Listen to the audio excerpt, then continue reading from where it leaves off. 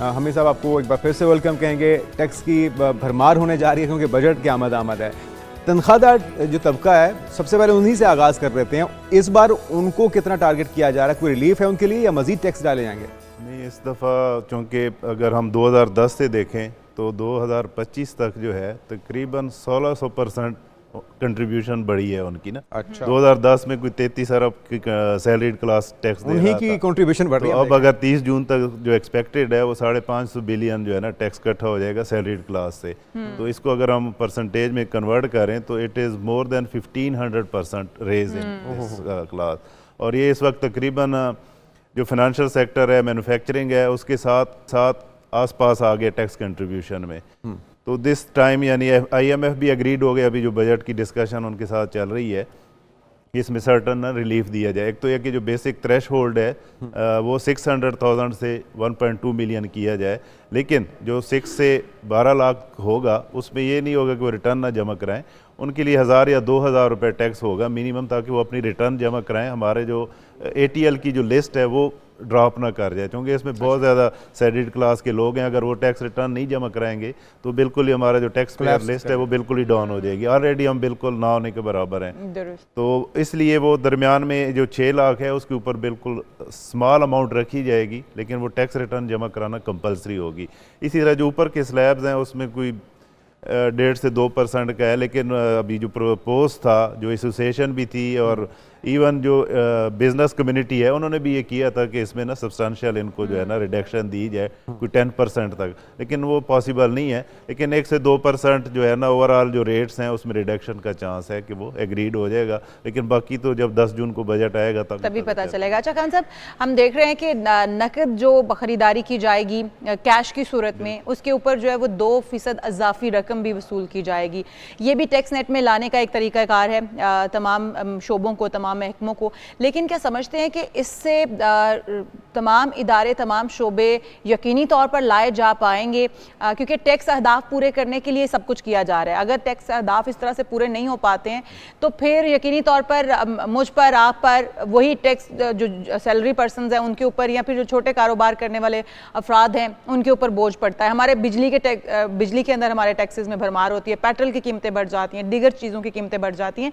तो ये किस तरह से मुमकिन हो पाएगा, इसके ऊपर भी थोड़ी सी रोशनी डालिएगा। अभी जो ये यानी प्रपोजल है उसमें ये है कि जो 0.6% है उसको 1.2 या 1.5% किया जाए। 2% से नहीं बढ़ा रहे, यानी उस रेट को डबल किया जा रहा है। लेकिन अगर आप हिस्ट्री देखें तो इससे कोई भी सब्सटेंशियल नंबर ऑफ जो टैक्स बेस है ना वो नहीं बढ़ी है आज तक। आपके पास ऑलरेडी जिस बंदे का बैंक अकाउंट खुला हुआ है उसकी डिटेल है, उसको अनड्यू इस तरह टैक्स करने के बजाय उसको टैक्स नेट का हिस्सा बनाएं, बजाय इसके कि ये इतनी दफ़ा प्रैक्टिस हो चुका, फिर छोड़ देते हैं, फिर आ जाता है। लेकिन उससे नंबर ऑफ जो टैक्स पेयर है वो तो आज तक नहीं बढ़ सके। वो हम वहीं पे हैं, ऑलमोस्ट 5 मिलियन के आसपास, 3.3 थे, अब हम 5.5 मिलियन पे चले गए। इवन बांग्लादेश मुझसे बहुत छोटा मुल्क है, उसका जो है ना वो 10 मिलियन से ऊपर टैक्स बेस है, टैक्स पेयर जो है उसके नंबर ऑफ टैक्स पेयर है। तो हम यानी 25 करोड़ का मुल्क है, तो आप 5.5 मिलियन अगर आपको लगता है कि ये सूदमंद नहीं होगा? अच्छा, वो कह रहे हैं कि कार्ड के जरिए अगर आप पेट्रोल की पेमेंट करेंगे तो उसका रेट और होगा, कैश में करेंगे तो आपको इजाफी पैसे देने पड़ेंगे। तो ये सारे आपको लग रहा है कि कारगर साबित चीज़ें नहीं होंगी, टैक्स नेट में लाने के लिए फ़ायदेमंद नहीं है। दूसरा PDL पहले तकरीबन 77 रुपीज़ जो है ना पेट्रोल के ऊपर लेवी ली जा रही है, उसको भी 100 रुपीज़ तक करना। लेकिन पेट्रोलियम, आपकी यूटिलिटीज़, ये बेसिक चीज़ें हैं जिससे हर किसी का, एक आम बंदे से लेके इंडस्ट्रियल तक था, उसका बजट ख़राब होता है। तो एक तरफ अगर गवर्नमेंट कह रही कि हम ईज़ ऑफ डूइंग कर रहे हैं, हम एक्सपोर्ट जो है, अब एक्सपोर्ट टारगेट किया जा रहा है कि 2029 तक हम $60 अरब पे जाएंगे। इवन मिनिस्ट्री ऑफ कॉमर्स खुद उसको वो कह रही कि इट्स नॉट अचीवेबल, रियलिस्टिक नहीं है। लेकिन हम कैसे करेंगे जब आपके एरिया में, आपके रीजन में जो इंडस्ट्रियल रेट है बिजली का वो यानी 6-7 सेंट है, आप 14 सेंट में दे रहे हैं। साथ ही अब जो कि एक बिजनेस ऑलरेडी स्टेब्लिश हैं उनको रिलीफ देने के बजाय आप क्रिप्टो के ऊपर आ रहे हैं कि जी हम उनको 4-5 सेंट पे देंगे। अच्छा इजाफा किया क्रिप्टो के ऊपर, हम डिटेल से जानना चाहेंगे कि जो इनिशिएटिव्स हैं कितने सूदमंद हो सकते हैं। लेकिन उससे पहले ज़रा फाइलर और नॉन फाइलर के हवाले से मेरे ख्याल में एक कैंपेन हुकूमत को भी चलानी चाहिए। फाइलर को क्या बेनिफिट्स होंगे, नॉन फाइलर को क्या नुकसान होंगे, इस पर थोड़ी सी रोशनी डालेंगे इस बार। नहीं, उसमें भी यानी इस वक्त यही हो रहा है कि हम जो नॉन फाइलर कैटेगरी है उसको टोटल अबॉलिश कर रहे हैं, ख़त्म कर रहे हैं, लेकिन इसका कोई वो नहीं है, माँ सिवाय विदहोल्डिंग टैक्सेस के बेनिफिट के उसके अलावा कोई नहीं है। और जो लोग टैक्स नेट में नहीं है, मसला क्या है हमारा कि टैक्स नेट में जो बंदा आ जाता है उसी के लिए ही सख्तियां हैं, उसी को ही स्क्रू अप किया जाता है, उसी को यानी इतने रगड़े लगाए जाते हैं, ऑडिट उसका हो रहा है, उसके ऊपर यानी जो भी सिस्टम में चेंजेस हैं वो उसके ऊपर हो रही हैं। तो वो लोग कह रहे हैं कि हम डबल जो विदहोल्डिंग टैक्स है वो डबल पे कर लेंगे, लेकिन पार्ट अभी जिसने एक दफ़ा विदहोल्डिंग टैक्स पे कर लिया है उसको आप फोर्सली जो है ना पार्ट ऑफ सिस्टम बनाए। ये तो कोई वो नहीं है कि जी एक बंदे ने, मैं फाइलर हूँ, मैं 1% दे रहा हूँ किसी चीज़ के ऊपर, आप सॉरी आप कोई कह रहा हूं, हम सामने बैठे हैं, आप नॉन फाइलर हैं तो आप 2% दे रहे हैं, तो आप तो हैप्पी हैं क्योंकि ना आपको नोटिस आना है, ना आपको कोई ऑडिट होना है, ना कुछ होना है। इसलिए लोग बेहतर है मैं 2% दे के एक ही दफ़ा जान छुड़ाऊं बजाय कि मैं इतने आके FBR को फेस करता रहूं। दूसरा है कि जो हमारी यानी ये बॉडी है टैक्स कलेक्शन की, इसको हमने इतनी अनड्यू पावर्स अथॉरिटेटिव एक वो इदारा बना दिया कि लोग उसके पास से गुजरना जो है ना खौफ महसूस करते हैं, हरासमेंट महसूस करते हैं। इसको हमें एक कमर्शियल इदारे के तौर पे करना चाहिए। एक देखें ना, कोई भी कंपनी होती है, आप नेस्ले देख लें, अब उनके जो मार्केटिंग टीम है वो कैसे जाके अपने जो है ना टारगेट करते हैं, कैसे यानी अच्छे तरीके से रिस्पेक्टेबल तरीके से। तो FBR भी ऐसे ही एक कमर्शियल इदारा है गवर्नमेंट का, ना कि एक अथॉरिटेटिव। आपने अनड्यू पावर्स दे दी हैं, वो जो चाहते हैं कर लेते हैं,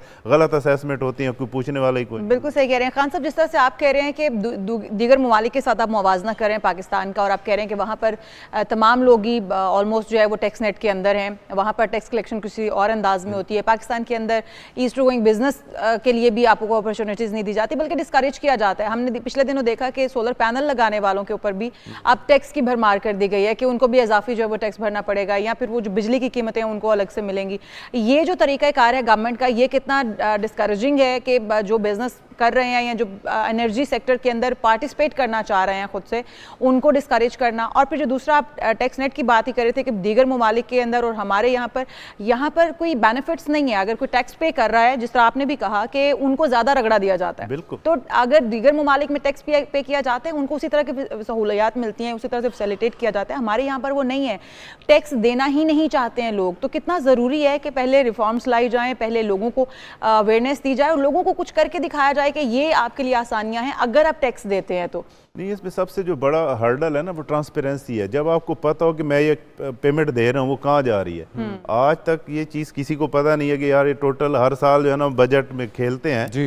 लेकिन अब दूसरा ये कि सबसे बड़ा अलमिया क्या है जी हमारा, मैं अपना अगर मेरा खर्चा है 20,000, मेरी आमदन है 15,000, तो मैं क्या करूँगा? गवर्नमेंट को उस पर हर साल अब हम क्या कर रहे हैं, इस वक्त अगर जो 4 चीज़ों के एक्सपेंस निकाल लें, हमारा कोई 13,000 अरब के करीब ना रेवेन्यू प्रोजेक्ट किया जा रहा है। IMF ने कोई 14,300 का हुआ है, गवर्नमेंट 13,000 का रही है। और इसमें से डिफेंस, डेट पेमेंट, पेंशन और गवर्नमेंट की सैलरीज निकाल लें, पीछे सिर्फ 5% रेवेन्यू बचता है पूरे 25 करोड़ आवाम के लिए। तो ये कुछ भी नहीं है। तो यानी आप कैसे उसके मुंह में जीरे के बराबर मुल्क को चलाएंगे? जाते जाते खान साहब ये बताइएगा कि क्रिप्टो काउंसिल पहली बार मुल्क में बाकायदा उसको ऑर्गेनाइज किया जा रहा है, ऑफिशियली उसको ओन किया जा रहा है। 2000 जो वाट की बिजली उसको दी जा रही है, मेगावाट की। तो आपको लगता है कि सारी चीज़ें सूदमंद होंगी, इकॉनमी को एक भरपूर सहारा मिल पाएगा इससे?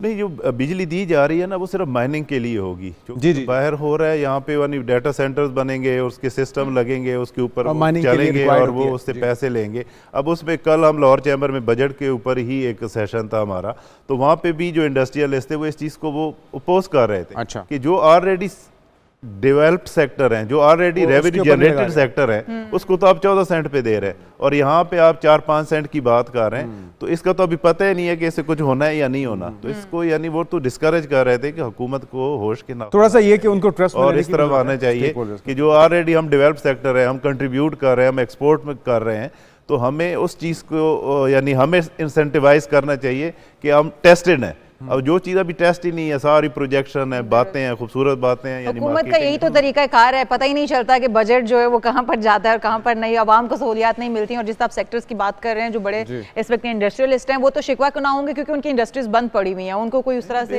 इस्लाहात हो नहीं रहे। ना तो लार्ज स्केल चल रहा है, ना आपका SME सेक्टर चल रहा है। अब बाकी मुल्कों की जो ग्रोथ है एक्सपोर्ट की, इस वक्त आपका जो SME सेक्टर है, अब वो गवर्नमेंट के जो इदारे हैं वो ये कह रहे हैं कि 5.2 मिलियन SMEs हैं। अब आपका टोटल जो टैक्स पेयर है वो 5.5 मिलियन है। एटलीस्ट कि वो डॉक्यूमेंटेड ही नहीं है। आप सारा यानी वो झूठ के हवा में। ऊपर मबनी है। अगर आपके पास 5.2 मिलियन SMEs हैं तो उनको तो कम से कम NTN देना। बिल्कुल। जब वो आ जाएंगे और प्लस इंडिविजुअल हो जाएंगे तो आपका 10 मिलियन पे उससे तो आराम बेहतरी से की चला उम्मीद की जा गया। सकती है। जब आप बहुत कर ही शुक्रिया। नहीं रहे इस Thank तरफ you so से much. बातें Thank कर you रहे so हैं। much. बहुत हमीद शुक्रिया। साहब हमारे साथ मौजूद थे।